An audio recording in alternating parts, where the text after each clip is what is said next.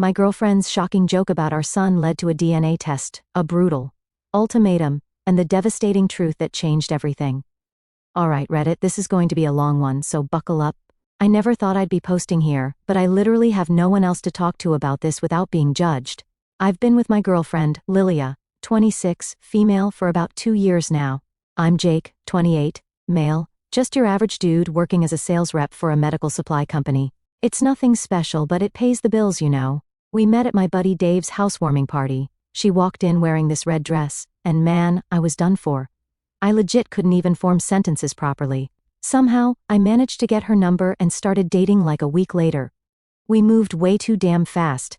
We moved in together after only 5 months because her lease ended, and she was like, it just makes sense financially. My dumb a-hole was like, hell yeah, it does. She got pregnant 4 months after that when protection broke, and the morning after pill didn't work.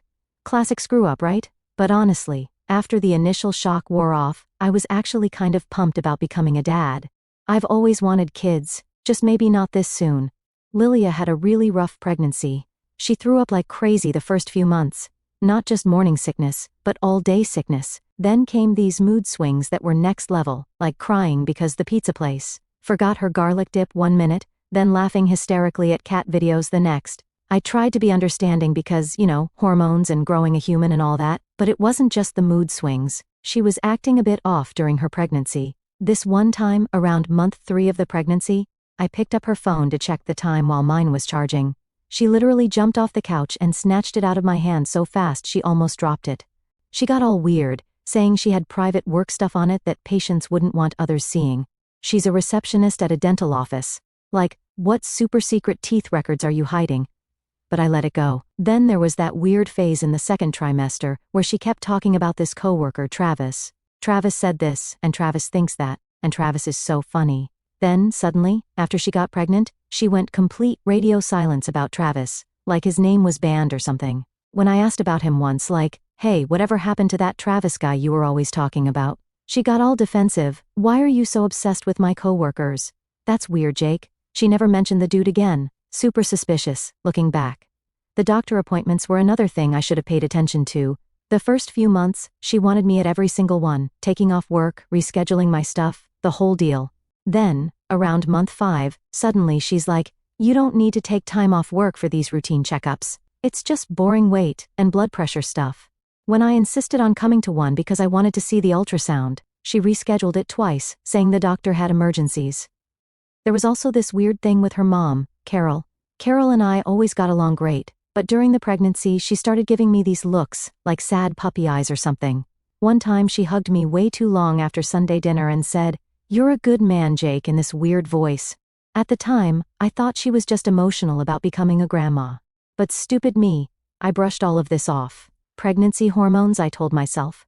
She's growing a human, cut her some slack, you're just being paranoid. I made excuses for everything. Our son Milo was born 3 months ago. He came 2 weeks early, according to Lilia, but the nurses kept saying what a healthy size he was for being premature. 7 pounds, 8 ounces. I didn't think much of it at the time, too busy being amazed that I was actually someone's dad now.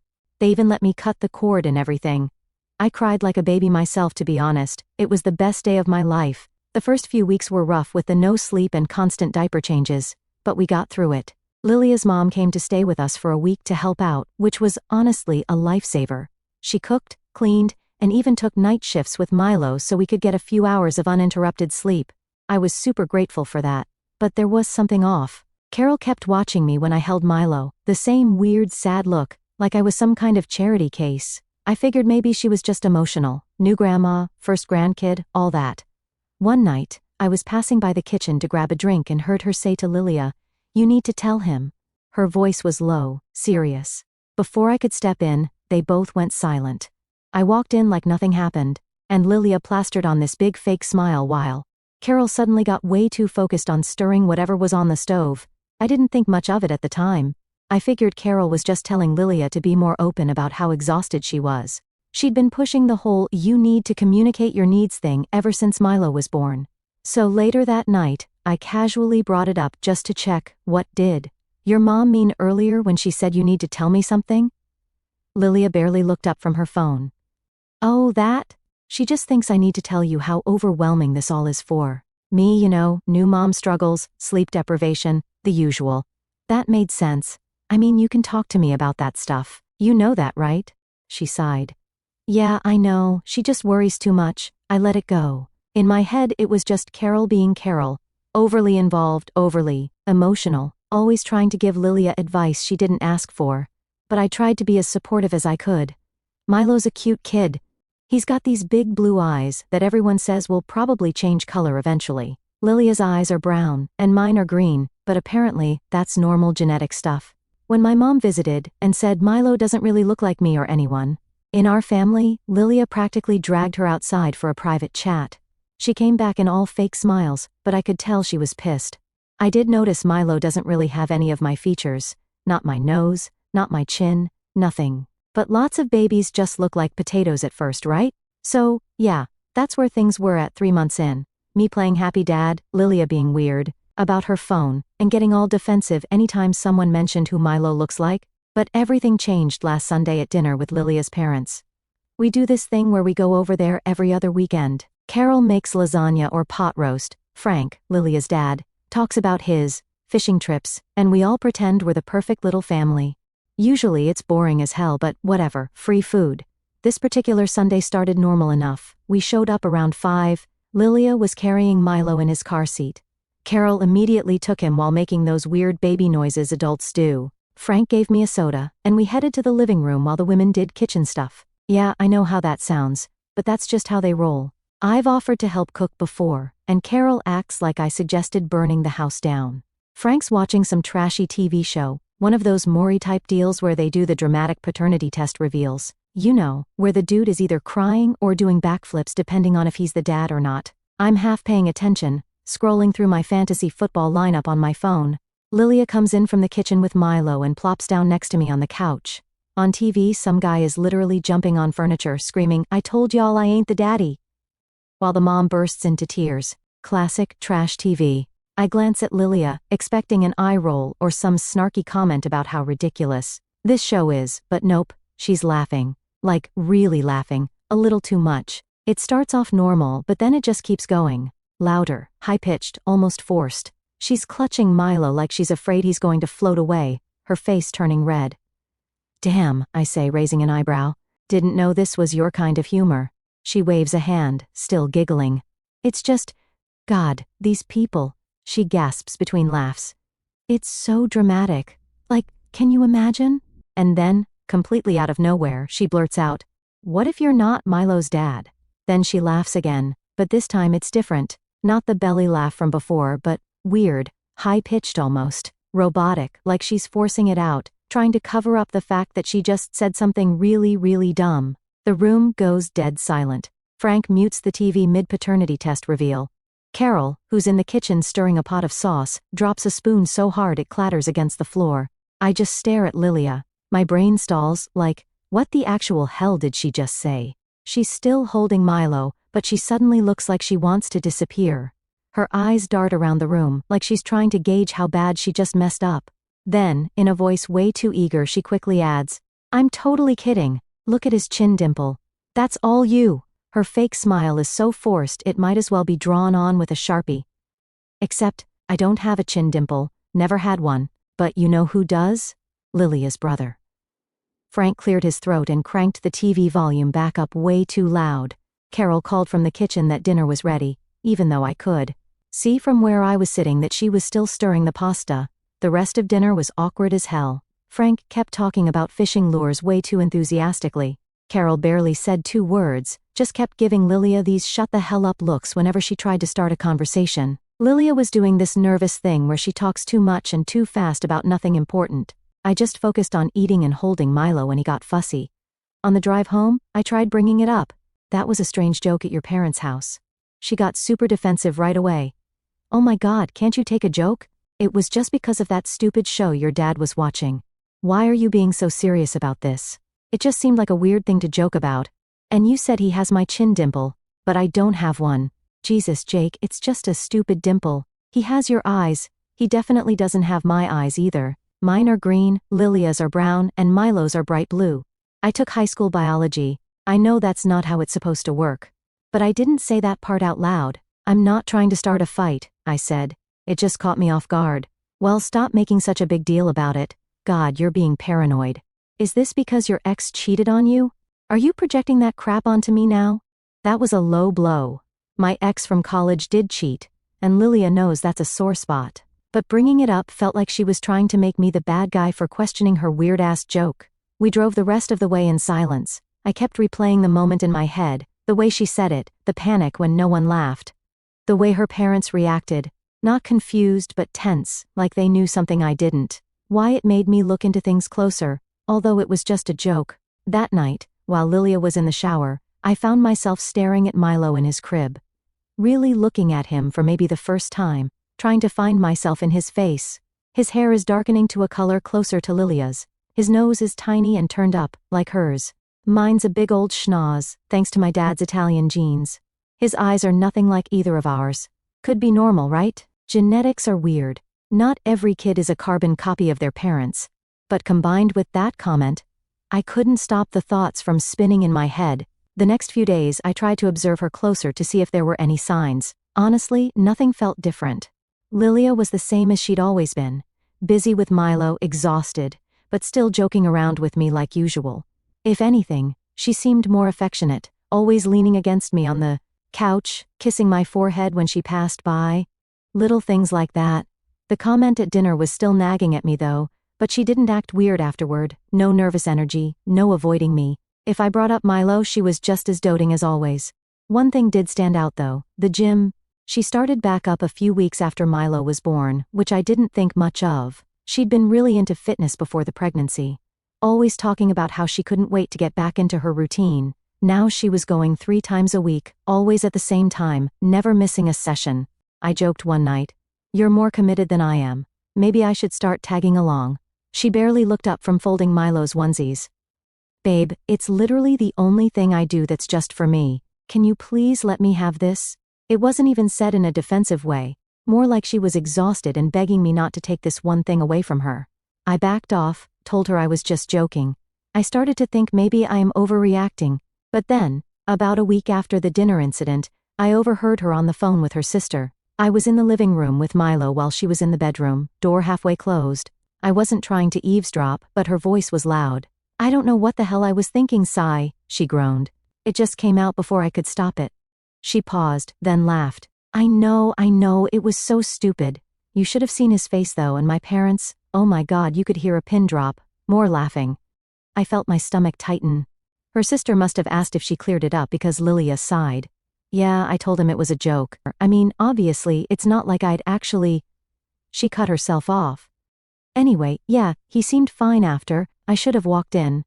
I should have asked right then why the hell she even felt the need to clarify that. But instead, I just sat there, bouncing Milo on my knee, pretending I didn't just hear something that made my chest feel tight. I think she noticed how I'm being too aware lately because she was acting weird about me holding Milo lately. Before all this, she was happy to let me take him so she could nap or shower. Now she's constantly hovering, taking him from me, saying he needs his mommy whenever he makes the slightest fuss. And when my mom visited last week and innocently commented that Milo doesn't look much like our side of the family yet, Lilia nearly had a meltdown in the car afterward, called my mom judgmental and said she was trying to cause problems.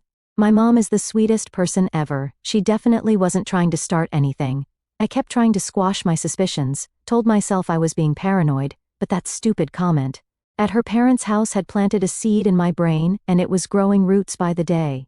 I started Googling stuff like, how to tell if a baby is yours and when. Do babies start to look like dad late at night when Lilia was asleep? I read that babies often look more like their dads early on as some evolutionary thing to make sure dads stick around. But Milo? Nothing about him screams Jake Jr. The suspicions kept growing, and I started seeing Milo as a random kid that's not mine. I noticed myself going too far, but I didn't know what to do about it. I needed evidence. The breaking point came 3 nights ago. We were arguing about whose turn it was to wash the bottles. I'd been working overtime all week and was dead tired. Lilia was complaining that she'd done them 3 nights in a row, which wasn't even true. It was twice, but whatever. Mid-argument, she pulled the ultimate mom card. I pushed out your son. The least you could do is wash his bottles without witching about it. Something in me just snapped. Before my brain could stop my mouth, I said, is he actually my son though? Because I'm starting to wonder. Holy hell, the look on her face. I've never seen someone go from angry to ghost white, terrified that fast in my life. She literally froze for like 3 full seconds, just staring at me with her mouth open. Then she exploded. I'm talking nuclear level meltdown. How dare you? I carried him for 9 months. I've been up every night with him while you sleep through his crying, and you have the nerve to question if he's yours? What kind of monster does that? She was screaming so loud I was worried the neighbors would call the cops. Milo started crying in his crib from all the noise, but I didn't back down this time. If there's nothing to hide, let's just do a DNA test and put my stupid fears to rest. Should be no big deal if he's mine, right? That's when she completely lost it. She grabbed a vase off the coffee table and threw it against the wall. Glass shattered everywhere. Then she started sobbing, like full body, heaving sobs. I'm not subjecting my son to a test because you're insecure. If you don't trust me, what do we even have? How can we be a family if you think I'm a liar and a cheater? She stormed into the bedroom. I went to check on Milo to make sure he was okay with all the yelling. When I came back out, Lilia was shoving clothes into a duffel bag. What are you doing? I asked. I'm not staying here with someone who thinks I'm a witch, she said, still crying. I'm taking Milo to my parents' house until you get your head straight. I tried to calm things down. Lilia, come on, we need to talk about this like adults. There's nothing to talk about. You either trust me and drop this, or you don't. It's that simple. She packed up Milo's diaper bag, grabbed him from his crib, and was out the door before I could even process what was happening. She sent me a text 20 minutes later, saying she'd made it to her parents' place safely, like I gave a damn about her at that point.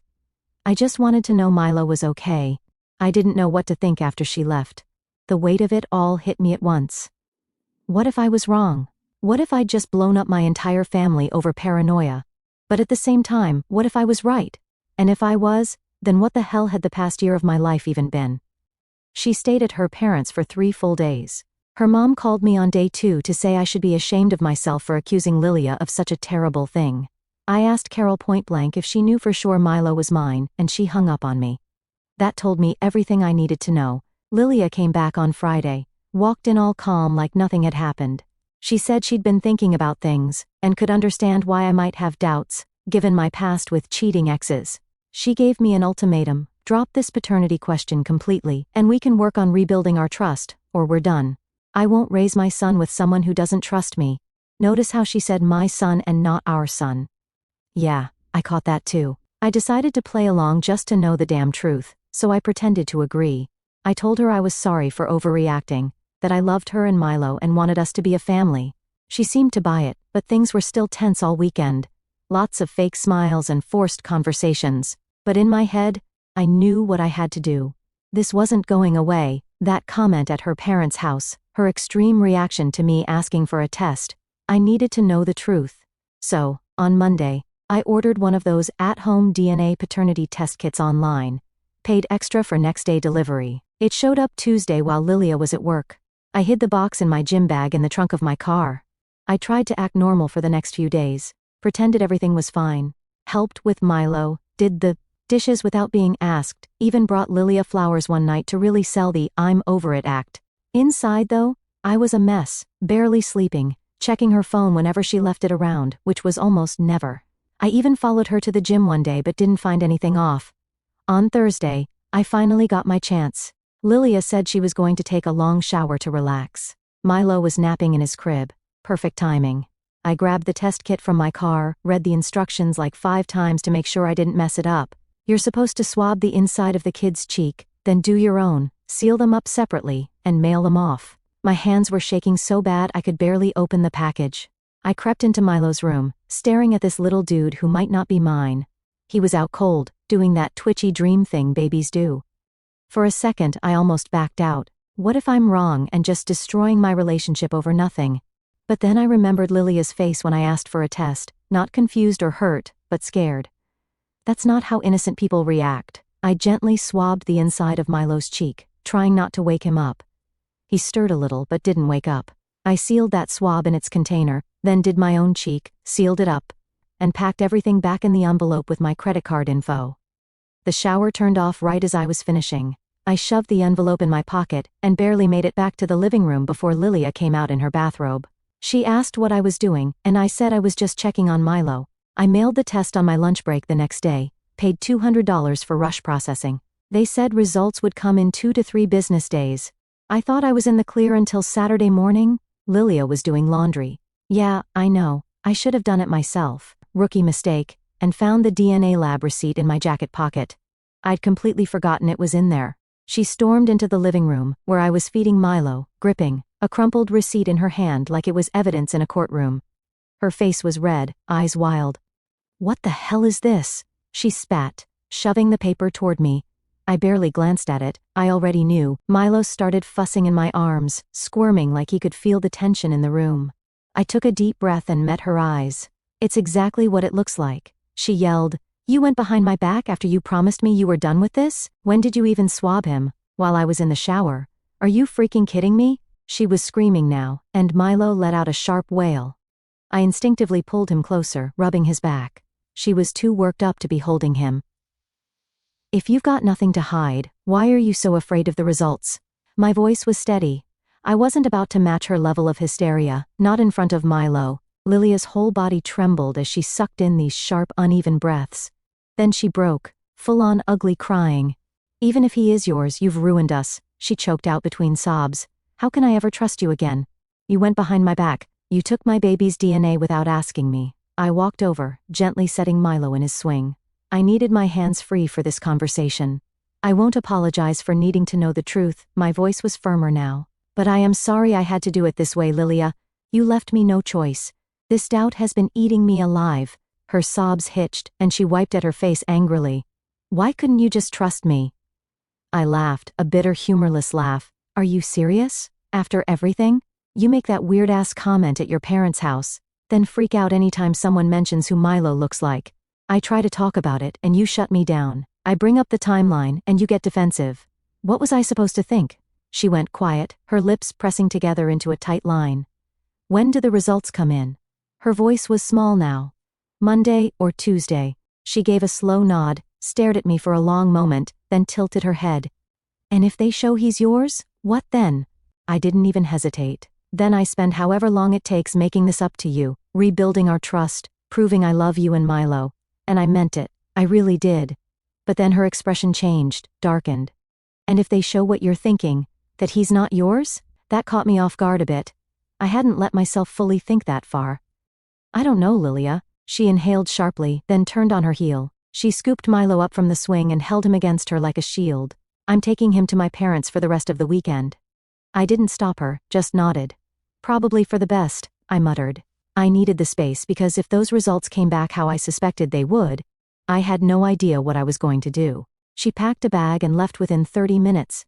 I spent the weekend alone in our apartment, and it felt like my whole world was balanced on the edge of a cliff, about to go over. The email with the test results came in Monday morning while I was at work. I took my lunch break early and went to sit in my car to open it. It was one of those moments where time slows down, you know? I legit sat there staring at the unopened email for like 10 minutes before I had the balls to click it. The results were right there at the top in big bold letters: probability of paternity, 0%. I threw up right there in the parking lot. It felt like someone had ripped my heart out through my throat. All those nights, all those diapers, all those times I told him I loved him, all based on a lie. I called my boss and told him I had a family emergency, drove home in a daze, almost ran a red light because I couldn't focus. Just kept seeing those words, 0% probability. Lilia had texted that she was coming home after work to talk about whatever the results said. I texted back just 2 words, "They're in." She must have left work early because she showed up at the apartment less than an hour later with Milo. She took one look at my face and knew. "Jake, please, let me explain." I just held up my phone with the results, 0%, Lilia, 0. She broke down immediately, put Milo in his swing, and collapsed on the couch, sobbing between hiccups and tears. She finally told me the truth. Apparently last year, after we had that big fight about me going to Dave's bachelor party in Vegas, she got even by going out with her work friends. She met up with Travis, her coworker, at some bar. They got wasted and went back to his place. According to her, it was just once. I took Plan B the next morning, I swear, but it didn't work. By the time I realized I was pregnant, we were so happy together. I convinced myself it had to be yours. The timing was so close. "You let me believe he was mine for a year," I said. "You watched me paint his nursery. You let me cut the damn cord at the hospital, Lilia. Who does that?" She kept reaching for me, but I backed away. I couldn't stand the thought of her touching me. Travis doesn't want kids. He made that clear from the beginning. But you're already such a good dad to Milo. He loves you. We can work through this, have more kids, our kids. Stop. Just stop. I grabbed my keys and phone. I'm staying at Dave's tonight. When I come back tomorrow, I want you gone. Jake, please, we can fix this. She was hysterical now. I didn't say anything, just walked out while she was still crying and begging me to stay. I blocked her number as soon as I got in the car, drove to Dave's place, and told him everything. That night was rough. I kept scrolling through pictures of Milo on my phone, trying to see if there was any part of me in him at all. There wasn't, just Lilia and freaking Travis. I took the next day off work. I couldn't face people yet. Around noon, I unblocked Lilia's number just to see if she'd left the apartment. I had 47 texts waiting, mostly variations of, please come home and we can work this out, and Milo needs you. I replied with one text, are you out of the apartment? She said yes, she was at her parents'. I went back to our place. My place, technically, since I'm the only one on the lease. Walking in was surreal. She'd taken most of Milo's clothes and toys, but his crib was still there, his baby, swing, the changing table I'd put together while she was 8 months pregnant. All I could think about was, how the hell did this become my life? I spent that night making lists, practical stuff I needed to do, find a lawyer, figure out if I'm legally responsible, since my name is on the birth certificate, decide if I should break the lease or kick her out permanently. And just like that, I found myself in a legal nightmare. Since my name is on Milo's birth certificate, I'm legally his father in the eyes of the court. It doesn't matter that the DNA test says otherwise. In this state, if you sign the birth certificate, you're accepting responsibility as the father, period. The lawyer explained that I need to file a petition to disestablish paternity as soon as possible. There's a limited time window to challenge paternity after discovering you're not the biological father, and it varies by state. In my state, it's 1 year. If I wait too long, I could be on the hook for child support for the next 18 years for a kid that isn't mine. Imagine 18 years. But here's where it gets even more complicated. Just filing the petition doesn't guarantee the court will remove me from the birth certificate. The judge has to consider the best interests of the child. So, even though Milo isn't biologically mine, if the court decides I've established a father-son relationship with him, they could still make me legally responsible. When the lawyer told me this, I nearly lost my mind right there in his office. How is that fair? I was tricked into believing I was this kid's father. I didn't choose this. He stayed super professional though, said our case is strong because Milo is only 3 months old, so the relationship isn't that established yet. Plus, we have clear DNA evidence I'm not the father, and we know who the potential biological father is, Travis. The plan was to file the petition to disestablish my paternity, and simultaneously file to establish Travis's paternity. We're going to force that a-hole to take a DNA test and take responsibility for his kid. Lilia was served papers on Friday. She showed up at my apartment that night, completely hysterical, wouldn't stop, banging on the door and screaming until I threatened to call the cops. The neighbors definitely heard everything. How could you do this to Milo? She kept yelling through the door. He's innocent in all this. Yeah, no kidding, so was I. But I wasn't the one who created this situation. She finally left when I started recording her meltdown on my phone through the door crack. Smart enough to know that wouldn't look good in court, I guess. Her dad called me the next morning. Frank's always been a decent guy, so I took the call. He was calmer than Lilia but still pretty heated. Son, I understand you're hurt. What Lilia did was wrong, but that baby boy needs a father. I cut him off. He has a father. It's her coworker, and your daughter knew that all along. Long pause. Then, did you ever consider that maybe Lilia made a mistake, but she chose you to be Milo's dad because she knew you'd be good at it? That maybe this was her messed up way of trying to build a family with you? Frank, she lied to me every single day. She watched me build a nursery for a kid she knew probably wasn't mine. How would you feel if someone did that to you? He sighed. I'd feel exactly like you do. But I'm asking you to think about Milo here. I know that little dude didn't do anything wrong, but neither did I. I'm sorry, Frank, but I can't raise another man's child that was born from a lie. I just can't. Sunday, Lilia texted that Travis is refusing to take the court-ordered paternity test, says he knows he's not the father, and that she's trying to pin it on him. Ironic, right? What goes around comes around. In the preliminary hearing, Lilia showed up with her own lawyer. I expected her to contest everything, but surprisingly she didn't. Her lawyer said they're not opposing the petition to disestablish paternity, they're just requesting visitation rights for me if I want them since Milo knows me as his father. The judge ordered Travis to appear for a DNA test next Monday. If he doesn't show, there could be a warrant issued for him. The court finally ruled on my case 6 weeks after my last update. My name has officially been removed from Milo's birth certificate. I'm legally not his father anymore. It might sound weird, but when the judge made it official, I felt this weird mix of relief and emptiness at the same time. That dude Travis finally took that damn DNA test, which confirmed what we already knew, he's the biological father. Now he's legally responsible for child support. My lawyer says I'm lucky this didn't drag out for years, which apparently happens a lot in these situations. Small victories, I guess. After the court ruling, things got even weirder. Lilia called me crying, saying Milo was sick with an ear infection and Travis wouldn't help. "You're the only one he knows," she sobbed. I hung up on her. The next day, she showed up at my apartment with Milo, banging on the door and crying. I didn't answer, watched through the peephole as she eventually gave up and left. She slipped a note under the door that just said, "He'll always be your son in the ways that matter." I burned that note in the kitchen sink. I had my lawyer send her a cease and desist letter after that. She hasn't contacted me since. It's been hard, not going to lie. For the first month after the court decision, I'd wake up sometimes thinking I heard Milo crying in the other room. I'd actually get out of bed before remembering he wasn't there. Was never really mine to begin with. I ended up taking Dave's advice and donated literally everything, baby. Related to a women's shelter, the crib, clothes, toys, all of it. I kept absolutely nothing. That was a rough day, boxing all that stuff up. I found this daddy's best buddy onesie I'd bought him before he was born. I almost kept it but knew that would just mess me up in the long run. I got a transfer to my company's Austin office. New city, new apartment, new phone number, whole new start. I told only a couple of close friends where I was going. Complete fresh start. For anyone else going through something similar, get the DNA test right away if you have any doubts. Don't wait, and lawyer up immediately. The legal system isn't designed to be fair to guys in our situation. Also, finding out that someone you loved could lie to your face every day for a year really messes with your head. It makes it hard to trust anyone. I'm working on that in therapy too. I don't think I'll post about this again. I'm closing this chapter of my life for good, moving forward, focusing on myself. My job, my dog, reconnecting with old friends who don't ask about the baby. Thanks guys for helping me through the darkest time of my life, for all the advice, support, and just letting me vent. It meant more than you know. Edit. To the people asking if I'll ever date again, yeah, eventually. Just not ready yet.